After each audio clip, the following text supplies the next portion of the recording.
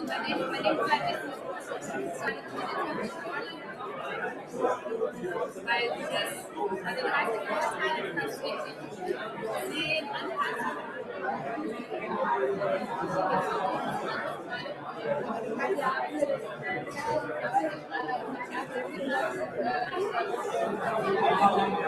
here you go. We have no one watching so far, Yeah.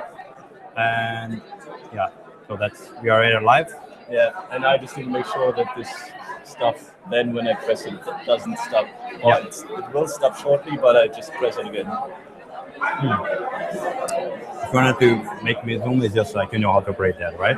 Sorry? If you wanted to focus on me, you can just there. Right on the lens. Yeah. All right. Yeah. Cool.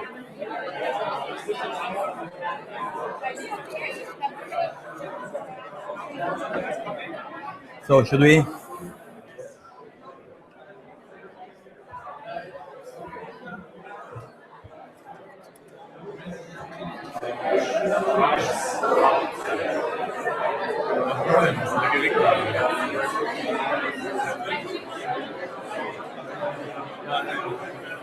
Okay.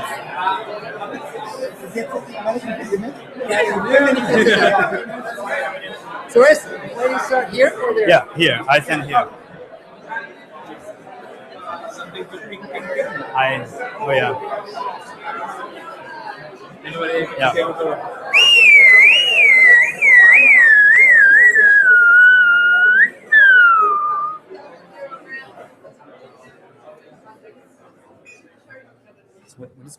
What is Tracy's part? It comes after the innovation labs. Hello and welcome to the second service design drinks in this year. We've been rather overwhelmed when we looked at the Facebook page and saw some 320 something people signing up. We were like, oh my gosh. But we are so happy to have you all here.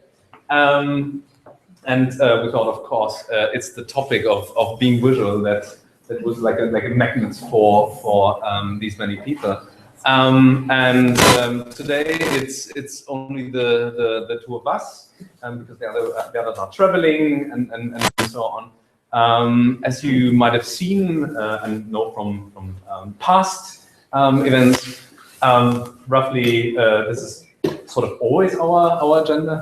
It's always some input and then some hands-on exercise to make the learned things memorizable. So end of last year, Mauro was joining our little team. And of course, there was a big reason. I mean, there was a big reason because Mauro was always so heavily participating on the one hand, but on the other hand, he has capabilities we do not have. And Mauro was running this. I can write on the top. That's how. Yeah, without the letter, he doesn't need that. But he has capabilities we don't have, and he's running this. Now really more and more popular big visual workshops. So today we got sort of a free short version of that. And yeah, that's the topic, being visual. And so this is usually a team of 5. And usually this used to be photographs, but Mauro made it way more charming. So normally we have Katrin, Manuel, and Olga with us as well. But as I said, can't be here tonight. And which brings us to the location. So we quite have a bit of a charming as iLab, or namely Benjamin and Lucas, who are the founders of iLab. Because we've been inviting them to our actually second service design drinks more than 3 years ago, and back then it was a film screen. So we've been at a small cinema. It was totally packed. It was super hot in there, and these two gentlemen they just had left Volkswagen at that time and were just starting this little new business as iLabs from a shared flat actually. So they were living in this space and starting the business. And then we saw them growing, service design drinks, or service design Berlin was growing. And then we always talk about, well, at a certain point we should do something at your space. And now we are there. And it would be nice if someone of them would just call me and say, hey, okay, Benjamin. I was just saying all the thank yous I told you earlier. So maybe you just say a few words about this item. Welcome all. We're very happy to have you here. I think there's still some people missing. All the hiding of the drinks. So in case you didn't find the drinks, they're like in the secret hiding place in the back. And I'm very happy to host you. Well, we are. You can find us on the little secret sign, so you can feel like talking to one of us. And now comes like the little advertising, because as some might know, we moved a couple of times in the last 3 years. Actually, it's our 4th office, and at the moment we're looking for the 5th one. So, and as we're also looking for cool teammates for our 5th office, we're looking for service designers, user experience designers, business designers, iOS developer, Android developer, and full stack web developer. So if you know someone, please refer to us. We would be happy to take it to our next office. And you have extra beer, probably. Do you want to say with 1 or 2 sentences what does iLab section do? We do service design.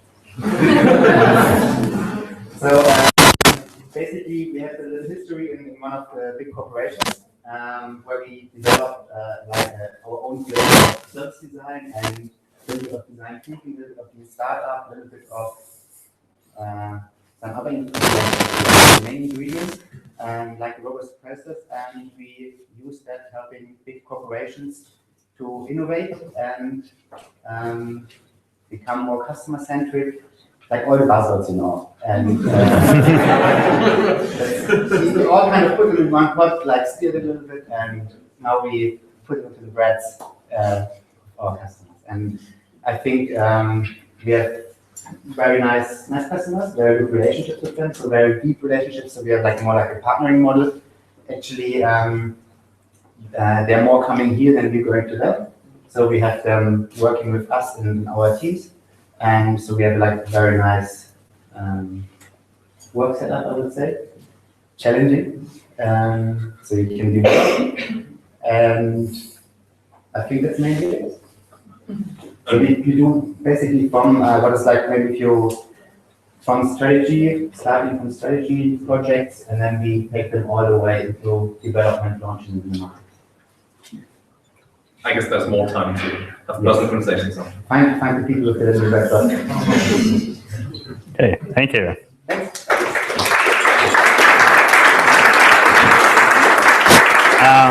And now I have another opportunity, actually awesome opportunity. Thanks. Hi, I'm Tracy Rowland. Have any of you already heard about the Awesome Foundation? Anybody know what that is? A couple of people, but not very many. Okay, good. That's why I'm here. I've been going around talking about it to all different kinds of communities. The Awesome Foundation is an international organization for extremely lightweight funding of local projects that make your city more awesome. Thus the name, the Awesome Foundation. The way it works is we have between 10 and 20 trustees, depending on the city. There are, I think, 120 cities that have chapters. And each person gives 100 euros of their own money, and then we give 1,000 euros to the project that we choose. So I'm here today because I think you guys might have, or you might know somebody who could use 1,000 euros to do something cool in Berlin. Who wants a card for a friend? Yeah. There are also some flyers around, and I'm not going to talk very long. If you have questions about it, if you want to know more information about what kinds of things we like to give money to, and how do we choose them, and how long we've been, doing this in Berlin, then just kind of find me during the time. And I can't believe nobody else has a pen. Okay, so that's good for the.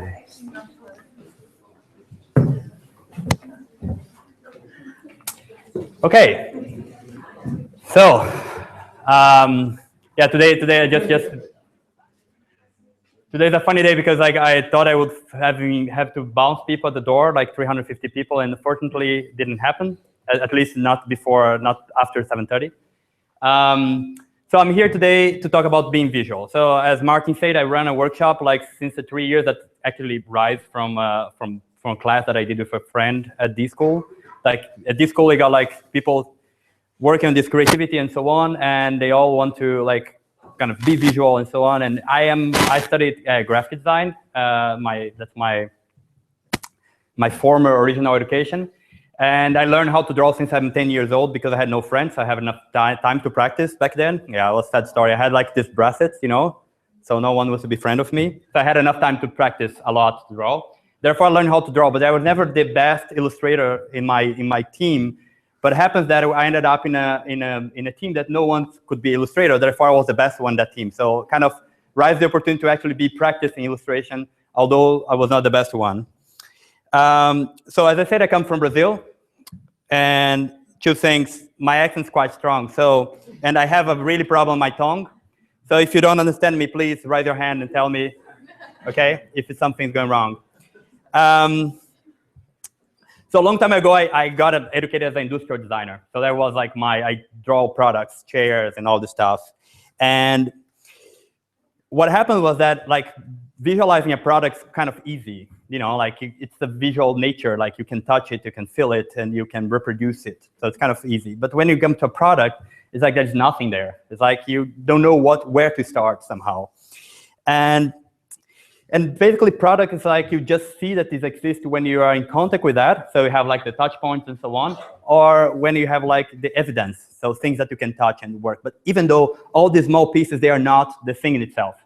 So it's as if you're looking only to a small piece of the big picture. So the question was like, how can I see that before, right? It's pretty much like looking for the gender of the baby. And I had a professor at the university that was pretty good, cool guy, like Alessandro, that he used to say, like, you're not in a verbal design course. So every time we started doing a pitch about the new product that we develop, every time we start saying something, he just stopped us, okay, stop telling me something, show me what you have. So it's always this frame, you're not in a verbal design course.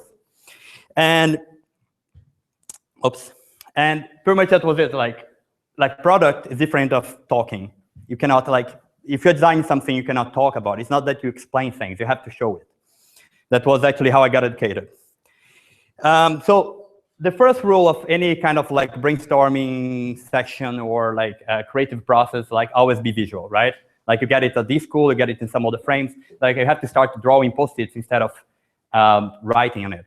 Am I too fast? Am I saying things? No, it's okay? Okay, good. And then actually what happens that it's not only in the ideation process that it happens, but basically in the whole process. So through the whole process of, you can actually do things visual or more visual, and it actually can be really useful. So what I'm going to talk today is basically a bit of visual literacy. So it's going to be a bit more blah blah than usual, and I'm going to share with you like small tools and methods. But for the real shit, if you really want to do like more, the workshop is on Saturday. Okay, I'm going to be pitching my workshop every time here. So today I'm going to talk to you. On Saturday you can do it. So pretty much like being visual, like visual is like a language, I would say. That's the best comparison I have. And I'm trying to learn German since 5 years, and I'm really bad at that because my lack of practice doesn't make me go further. That's the truth. I already finished all the excuse that I had to not speak German. You know, oh, you know, I work in a place that only people speak English. I have no German friends. You know, I went through everything. You know, every time people talk to me in English, bullshit. I already pulled that. Now it's just laziness. But the thing is, like, the same with you guys about not knowing how to draw. Because people say, I don't know how to draw. But actually, drawing is a language that you learn since always. Like, it's just a way of communicate, right? And you learn that at a certain point. And right now, what's happening is like you haven't been practicing that since a long time. So the difference between like a native speaker and me is that you have been talking German for 20, 30 years. And I have been drawing for the last 20 years. So that's pretty much the difference what happens. So yeah. And the cool stuff about like learning this language, like being visual, is that you learn that passively. It's like since you're born, you have the eyes, and then you take pictures of everything, right? So if I say to you, okay, who is that guy on the wall? It's no Mauro, because you know the beard plus hair equal Mauro, right? Tall, whatever. And then it's pretty much like your whole life you had this album. You guys had these albums with like pictures that you collecting, right? These Panini albums. You have that? So pretty much it's your head. Your head, like you go through like always during your entire life collecting pictures of things and put inside of this album. So if a picture asks you, okay, can you picture a bus for me in your head? You have a picture of a bus because you saw a bus before in your life. So someone told you, oh, that's a bus. And then they put it at. Probably the bus is going to be different from each one of you, like the color or the shape of the bus. But you know that care more people than 6 people, for example. And it probably has a driver with big wheel, right? So that's the kind of frame. That's a picture that you make in your mind. Because actually what happens, like when I'm talking, I'm just making sounds, and claps, and blah, and so on. And you are writing words in your head because you have learned how to write word sounds in your head. So I really like these 2 things here. You guys know how to pronounce the "eh," right? The German "s." It's the same as that. So it's kind of like that's the cool stuff. Like every time I have to write like how people could sing "Happy Birthday" to you in Portuguese, German people. I know how to write that they can read correctly, because I know how to write the sound. You know what I mean? Yeah. So that's exactly the point. Like you're just making visual of sounds. Okay, so you know already how to draw. You've been drawing sound since you're like got it educated in school. So what happens then is like when I say something, when I show you something, there is a machine inside of your head that decodes what I'm saying and makes sense. You get it? So it's pretty much like say something like blah blah blah blah blah, and then goes in your head and then hit something there and say, oh, he's actually saying that. So basically, if you share the same code, happens that we can understand each other. So who of you here speak Portuguese? Okay. Okay, good. Okay, who of you here can read that? Perfect. Do you know what it means? So that's the point. Like you don't share the same code. You probably share the same means, letters, the language, but you don't share the same code. Because I'm saying something here that doesn't mean nothing for you, although you can read that. So it's pretty much batendo um babo is a slang for my city, actually for my generation, for playing soccer. And not even Brazilians know that. So only if you are specifically from my region, we use that. So we don't share the same code. Is that clear? Like the sharing code is so important that I tried to make a picture in your head, and I didn't succeed because you don't have this picture. So in your album, it's missing this one picture. You didn't bought enough, or you didn't exchange enough. So another thing that happens, like when you're being visual, is that you help people in bad situations. For example, if I'm in a club and I really have to go to the toilet and I'm drunk, what usually is a sequence, right? You get drunk, go to the toilet, and then and then you get to the door and you have an M there. So is it for whom? Can I get into this toilet or not? Yeah, of course. Like it's an emergency, but I mean, should I get there or not? Because the point is like M, I don't know what it stands for, because in Portuguese, M means mulher, that means woman. So I always look to the next door to check if there is a F or H, so then I can confirm that's the right place to go. But if I just place that, sorry? Yeah, Mauro can go there. But if I just place that, like it's a symbol that we learn that allows males to get into that place, right? So that's pretty much like this sign. Of course, it's a convention. So we said, okay, this small thing with this hat means male bathroom. That's it. I can get in there. Okay, so that's how it helps you to get the picture. So there is this guy, Juan Costa, and he talks about like how it's hard to visualize things. Okay, so if you go to a more abstract level, like actions, emotions, and so on, it gets really hard. It gets non-figurative. It's really hard. For example, unemployment. How you visualize unemployment? you probably have a completely different picture of what means unemployment, or love, or and so on. If you go for something more figurative, like objects, like a bus, you all share somehow the same picture. We all collect that. So our album's pretty much the same. So that's the thing, like, I like the word visible nature. Like things that have no visible nature. It's like things that you cannot see, you cannot have a picture. You can sit on the crowd, like look around, everyone's sitting there. Yeah, it's fine. So for example, if I ask you, how you would represent nothing? That's not a rhetorical question. How you would represent nothing? You could make a box that's empty. A box empty, so you represent emptiness. So you need the box in order to help you out. More? I would represent it. Okay, yeah, well. Like a plate and some crumbs on it. Okay. There's nothing left, but then you can have it so white, depending on the background of your presentation, keep it the same, but there's nothing on it. But that's the thing, you assume that was something and then there is nothing. So you need the reference of the back, yeah. Exactly. But actually what it says is plate. But no, not if this is this presentation, it's always the white background. And if you just have the white background, then it has nothing on it. So usually for nothing, for this kind of thing, we always try to use conventions. So when you get an abstract level, we have to start using conventions in order to kind of have an agreement about that. So that's how we start coming up with like symbols, for example, the cross, or I don't know, religious symbols, icons. All this stuff is always like going in the direction of, okay, since we didn't have like an idea for, I don't know, save, like save button, let's use it, let's agree on a reference, on a convention that we can all know what it means. So if I ask you now to represent life for me, okay, who already came to the workshop once? Don't spoil, okay?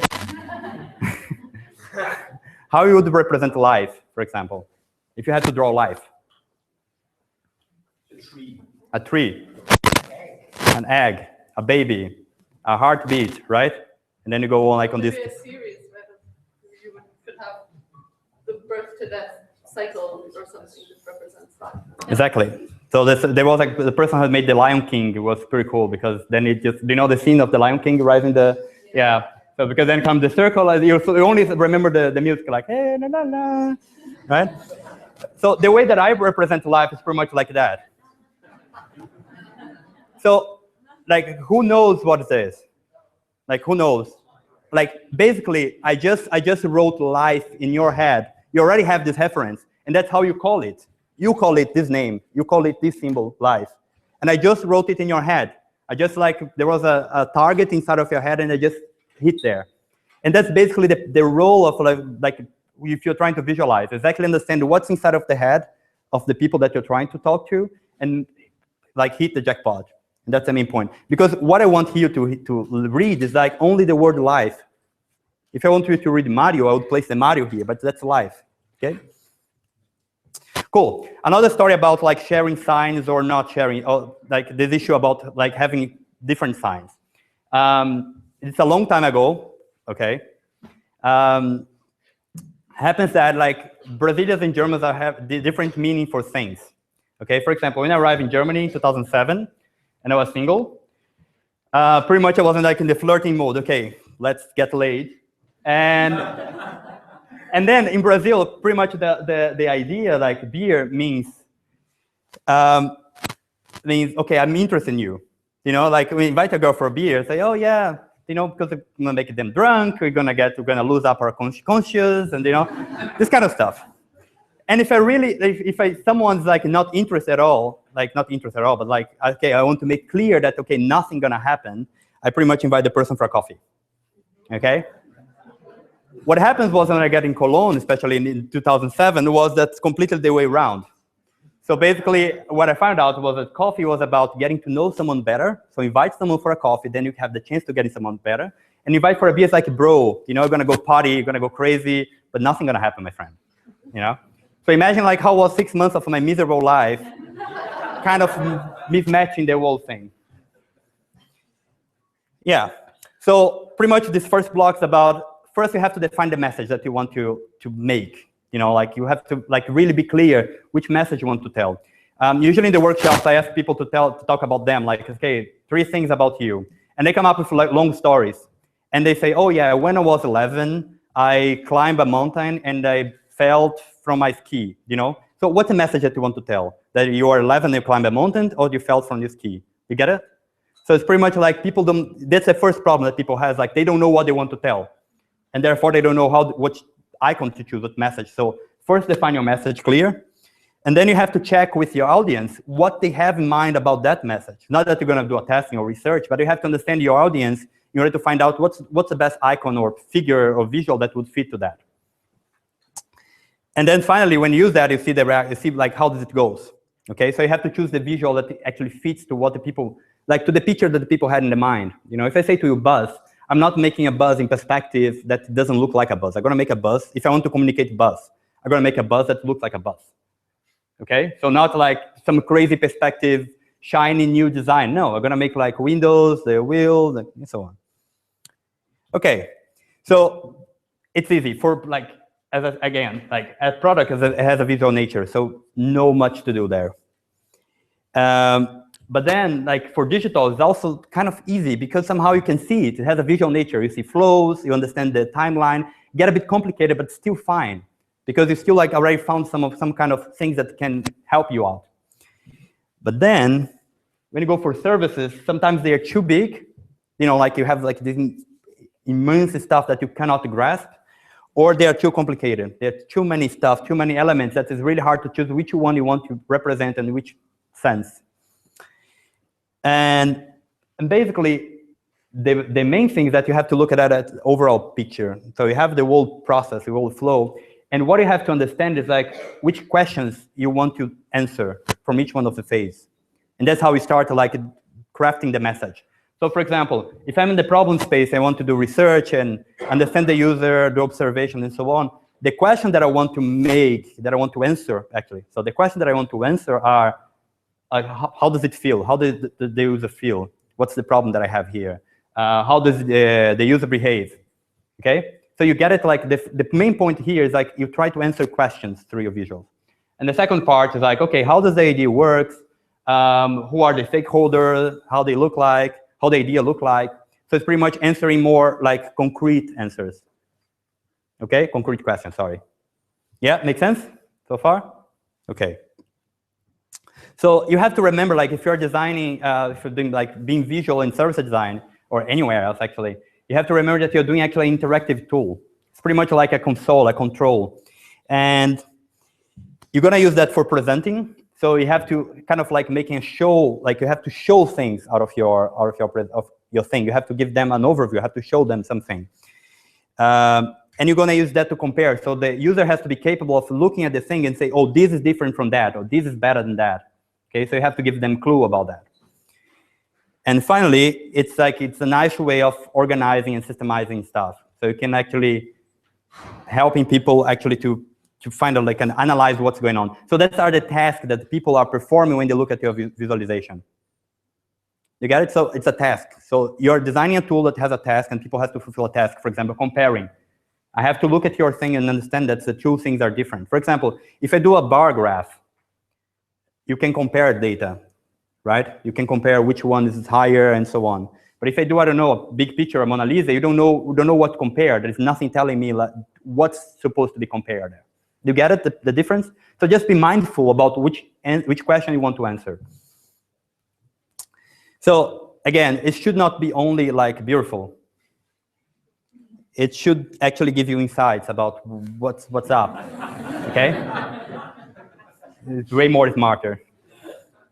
And pretty much it's like you have to remember what the user wants out of your visualization. So I face already like a lot of times in my job, like that I don't know, there is a set of data and I go crazy and I make it like big visual and so on and super cool. And I put it on the wall of the meeting and then my boss just look at that and say, I have no clue what I should do with that. I just ask you when you're gonna be finished. You know, so it's like your user wants something out of the graph. And you have to be mindful and prepare the graph on that set, on that kind of frame. So, because like we tend to dislike what you don't understand. And that's always the main frame. Like people tend to not like what they don't get it. That's why I'm always asking you, do you get it?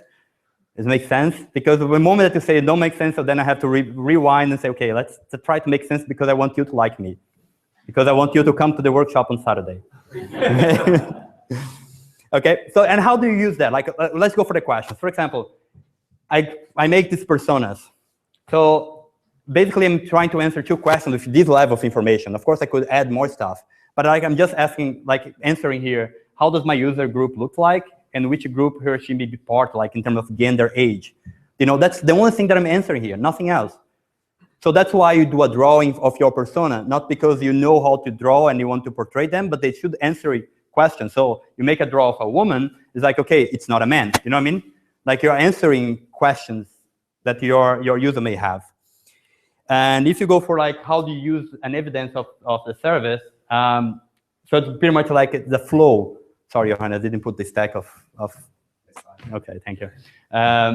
So you pretty much know like, okay, I should click here. I should go from this screen to that screen. So it's like how they use this evidence in this specific service.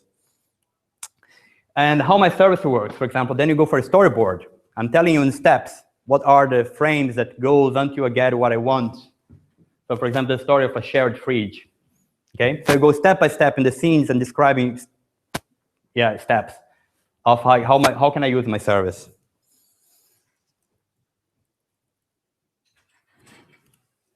And then, for example, if I want to ask more stuff, like which kind of context of my project, which problem I'm trying to solve, what's the value, and so on, you can always go for more like crazy and make a video that's not running. Is passionate about cars and enjoys watching sports on TV. Yeah. He spends approximately nothing. That's nothing, exactly. This is Ahmed, Okay. a young student from Kuala Lumpur. He likes hip-hop music, is passionate about cars, and enjoys watching sports on TV. He spends approximately 2 hours per day just chilling, or, as they say in Malaysia, lepak. One day, heading with a friend to his favorite mamak, he sees the bus, gets curious, and decides to approach. They are having a tea and get in touch with the other people hanging around. Okay. At the same time, a group of street... Okay, you get the point. Okay, so basically what I was like doing, like illustrating the service. I was showing you stage, steps, how does it feel, with the people involved, with the user, and so on. And you have to remember that like now people look at the drawings and say, oh man, I cannot never draw that, and never gonna be like be visual. Bullshit. If you come Saturday, you're gonna be visual. But basically, like illustrating is not about the drawing. Okay. Illustrating is pretty much like helping the brain to make a point.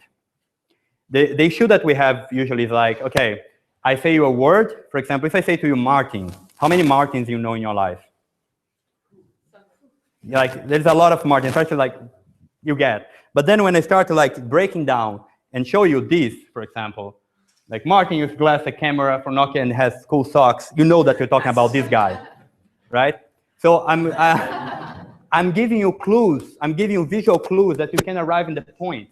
You know, I'm explaining the same thing from different point of views, and that's what's me illustrating. I'm giving you an illustration in your head and say, that's what I mean by Martin from now on, okay? So, and basically being visual is being redundant. And when you're redundant, people understand and people love you. That's pretty much like what happens. Like, if you go in the circle of like showing them, if I try to, for example, if I just tell you that, okay, and I have to come up with an example now. If I tell you that I have a shoe at home, like a brown shoe at home, each one of you has a picture of that. And if I ask you, okay, can you bring a brown shoe to the next meeting? Each one of you are going to bring a different one, while I'm expecting a specific one. So everybody's going to be unhappy and frustrated because it didn't match our expectations, our picture of what we have. It's pretty much like when you say, okay, it's going to be a really cool party, and then when you get there, it's not, you know? So it's pretty much the same picture. When you try to, and then we try to describe it as more dry as possible, it kind of loses the magic, but pretty much set the expectations the right way, okay? So for example, who brought a pen today? That's awesome. You're going to use it. And now the question is going to be which pen you brought. And that's going to be the trickiest one. But anyways. So another guy that you guys should be reading is Alberto Cairo. He made a book about information design for really starters. And he came up with like kind of a framework. And it's pretty much, you have to set your story, highlights and key points. So you define like, you know, what I want to tell. What's steps that I want to tell. It's really crucial. Like you usually spend more time here than actually doing the visualization. Have to be clear what you want to communicate. And then you understand, okay, what your visualization is supposed to do, which commands you have in your visualization, you know, like compare, jump, you know, like punch. And then you have to select the language.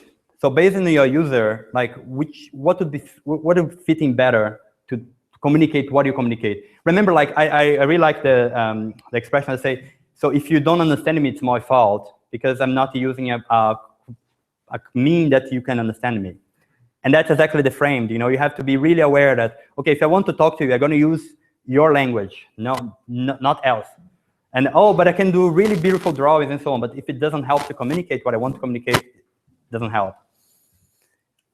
And just do it. Okay, just work on the thing. And that's pretty much like the flow that you go. That's the 4 steps, easy. Everyone can follow it. Any questions?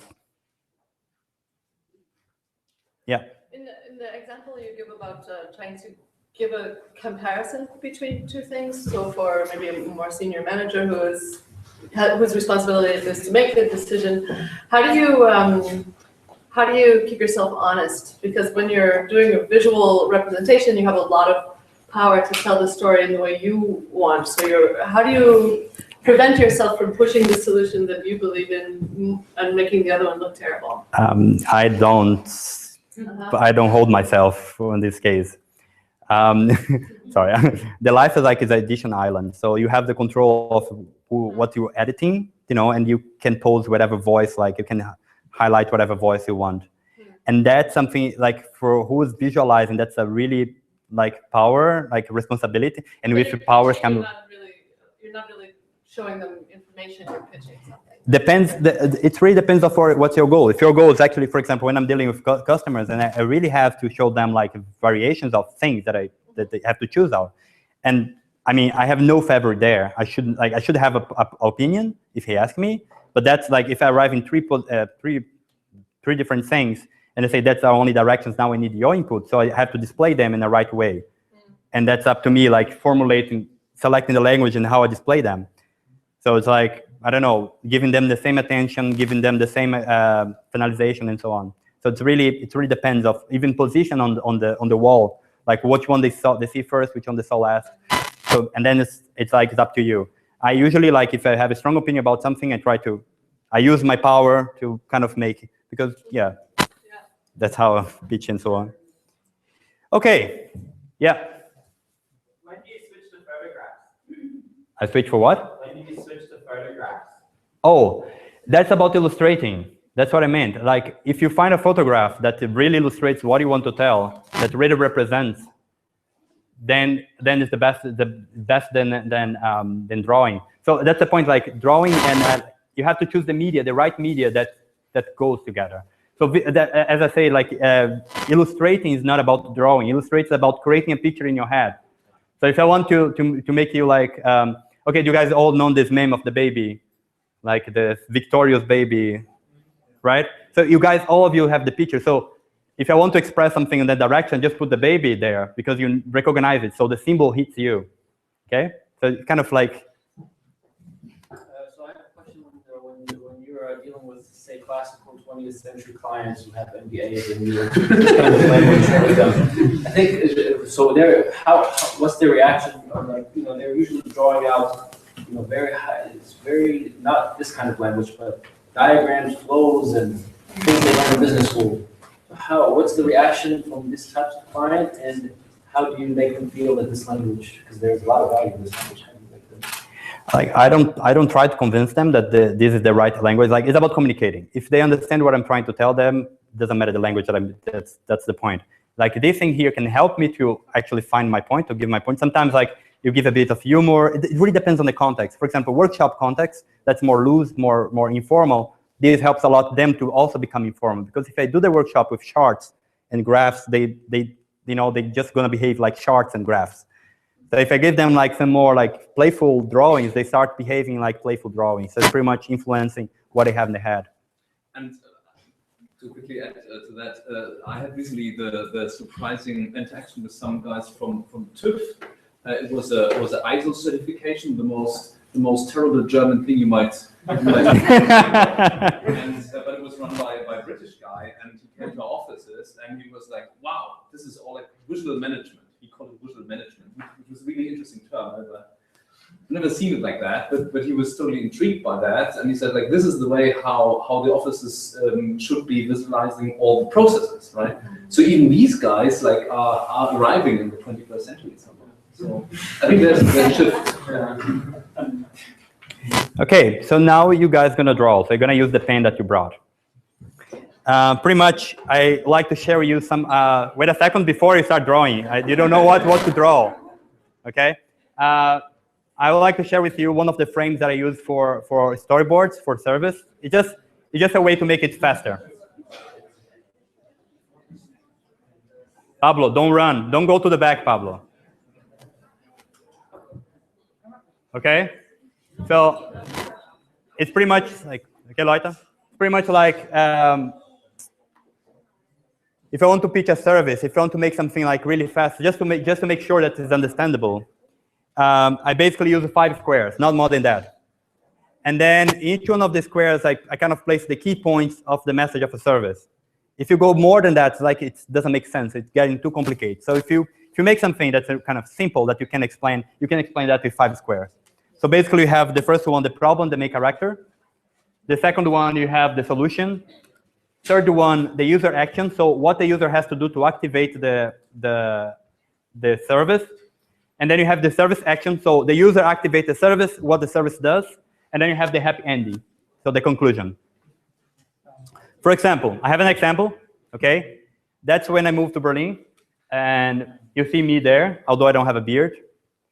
I have a lot of boxes, and I have a couch, and I live in the 5th floor, okay? So then I use a really cool service called Help for Pizza. And it's basically every time like for every box, my friend got a slice of pizza. So all the people came to help me because they love pizza. So in the end of the day, everyone's happy. My furniture is upstairs, and my friends get like 5 boxes of pizza. You get it? It's a very simple frame. You understand the service like in 5 things. Right now, there are 5 different services here happening. Okay? So your team gonna find 5 people that you don't know. That's the most important part, to find someone that you don't know here, okay? And you're gonna team up with them. 5, no more, no less, because each one of you are gonna have to draw one of the scenes, okay? So grab your challenge here. We have like a lot of challenge. Grab it here. Marius, you have the paper? The paper is here with this, sir. Can you raise your hand with the paper? It's this guy, okay? So I have the challenge. 5 people take 5 papers. So it's one scene per paper. Is that clear? Okay. So you have 10 minutes. Just repeating. I'm being redundant. Okay. You're gonna find one person gonna find more 4 people. So 5 people that doesn't know yet each other. Check. You're gonna check a challenge. Check. Each scene, it's 1 page, and you have 10 minutes. Okay. Go.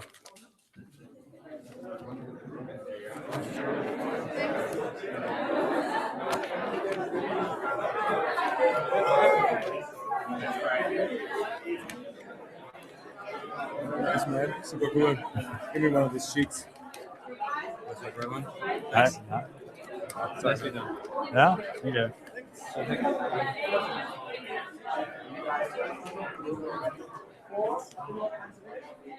I have to leave now, but I might come to your workshop on Saturday. Cool. But I'll get your details from your owners and talk to you about it. Cool. Just one per team. It was brilliant. I like the other slides. Sorry? I like the other slides. Yeah, we're gonna put it online. Yeah. Oh, gorgeous. I have to go. I have a birthday surprise party. I can't be late. Okay. See you then. Thank you.